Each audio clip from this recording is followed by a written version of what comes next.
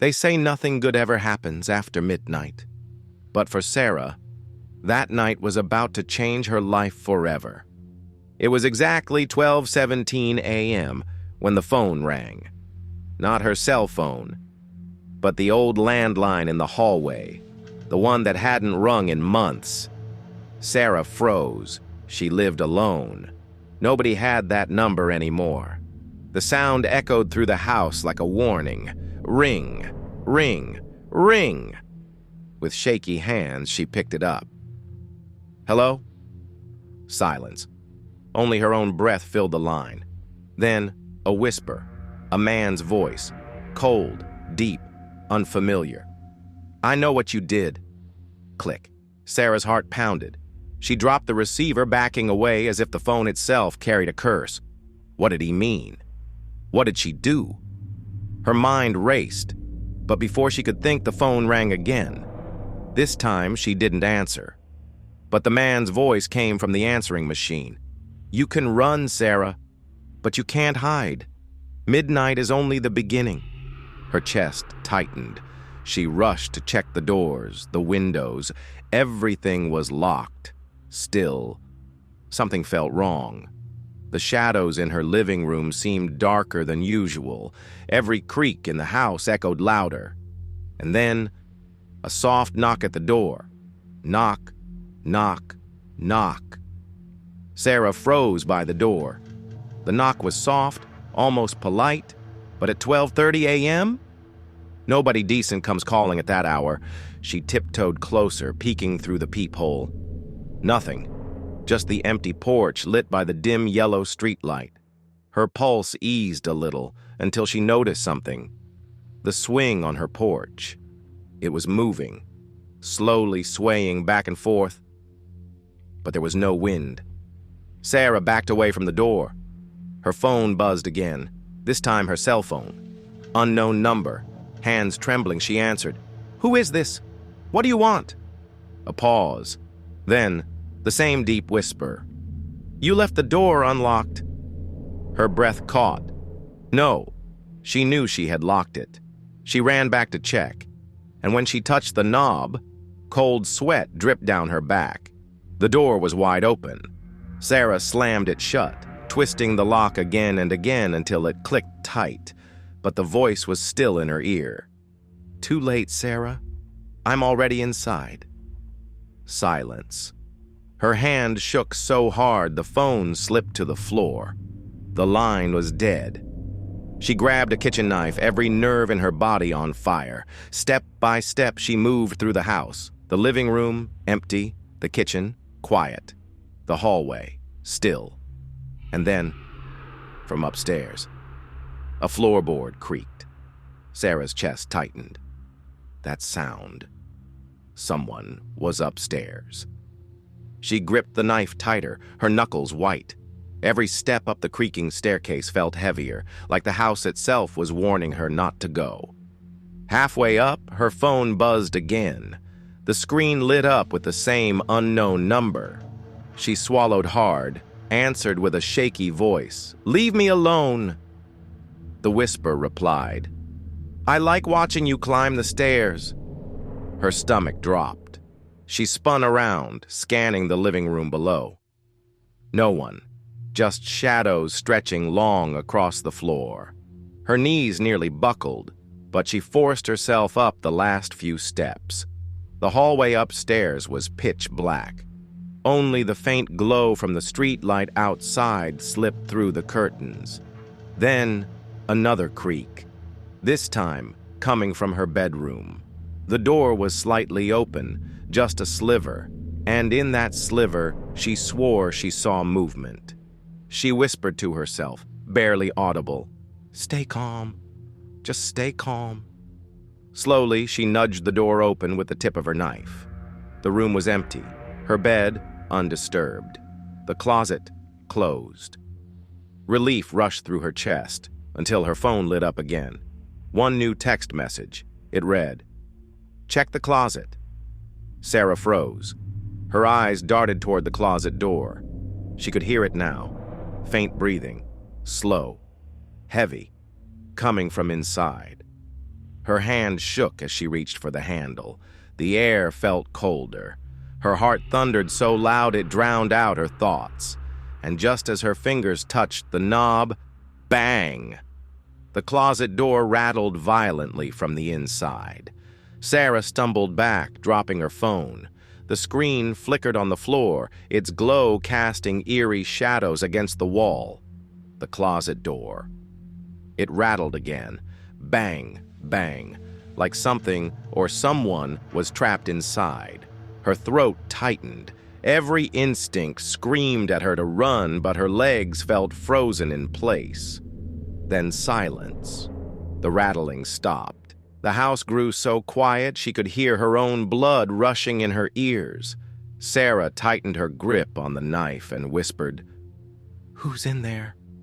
No reply. Just that heavy, suffocating silence. She forced her trembling hand onto the doorknob again, turned it slowly. The click of the latch echoed like a gunshot. The door creaked open, inch by inch. Darkness, nothing but pitch black inside. Her breath quivered as she lifted her phone from the floor, shining its dim light toward the closet. Empty, just her clothes hanging still. Shadows stretching long. Sarah exhaled a shaky laugh. Nerves. Just my nerves. Her phone buzzed again. She looked down at the screen. A new text. 4 words that froze her blood. "I'm behind you." Her entire body stiffened. Slowly, painfully, she turned her head. Behind her, the hallway stretched into darkness, and at the very end of it, a tall figure, unmoving, watching, its face hidden completely in shadow. Her phone slipped from her hand and hit the floor. The screen went black, and the hallway plunged into total darkness. Sarah's breathing quickened. The figure didn't move at first. It just watched. Her phone buzzed again. This time, only 2 words appeared on the screen. "I'm closer." Her stomach dropped. She looked back. The shadow in the hallway had taken a step forward. Another step. Slow, deliberate. Like it wanted her to hear the floor creak. Sarah stumbled backward, nearly tripping over the coffee table. Her voice cracked. "Who are you? What do you want from me?" The only reply came from her phone. A new message. "Don't run. I know every corner of this house." Sarah's first instinct was to run. She darted to the front door, fumbling with the lock. But when she twisted the knob, it wouldn't budge. She pulled harder. Nothing. Her hands shook as she tried the windows next, but every single one was sealed shut. Her phone buzzed again. She didn't want to look, but she did. "Told you. You can't escape." Her heart pounded so hard it felt like it might burst from her chest. The shadow moved deeper into the living room now. The dim light from the street lamp revealed just enough. Tall, lean, face, hidden. Sarah backed up slowly, whispering to herself, "This isn't real. This isn't real." But her phone vibrated again, as if mocking her. "Oh, it's very real." Sarah stumbled backward, nearly tripping over the couch. Her breaths came in sharp gasps, each one louder than the last. The shadow stepped closer. The floorboards creaked under the weight of its boots. Who are you?" she stammered, voice cracking. No reply. Just silence. Then the figure tilted its head, almost like it was studying her. Slowly, it raised a hand, pale, long fingers, and pointed directly at her phone. The device buzzed again in her trembling grip. She forced herself to look at the screen, and the message froze her blood. "Look at me." Against her will, Sarah's eyes lifted. The figure leaned forward into the thin slice of light, and for a fraction of a second, she saw it. A face, smeared with something dark. A grin that stretched too wide, and eyes, empty but burning, staring straight through her. She screamed.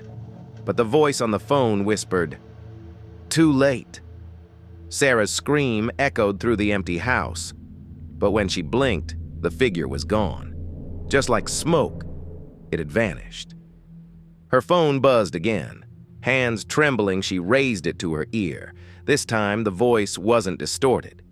It was familiar. "You should have answered sooner, Sarah." Her stomach dropped. That voice, she knew it.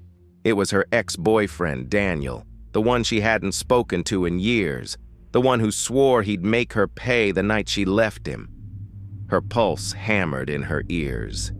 "Daniel, what do you want from me?" she whispered. A low chuckle crawled through the speaker. "I told you. I just wanted to see your face again. One last time." Suddenly, the call ended. Her screen went black, and then, from outside the window, behind the curtains, a reflection stared back at her, a face pressed against the glass, smiling. Sarah's breath caught in her throat. The reflection on the window wasn't her. It was Daniel, his pale face, his crooked smile, staring right at her from the outside. She staggered back, phone slipping from her hand. The lights flickered again, then went out. The house drowned in silence, only the sound of the wind outside and her pounding heartbeat. Then, knock, knock, knock, at the door. Slow.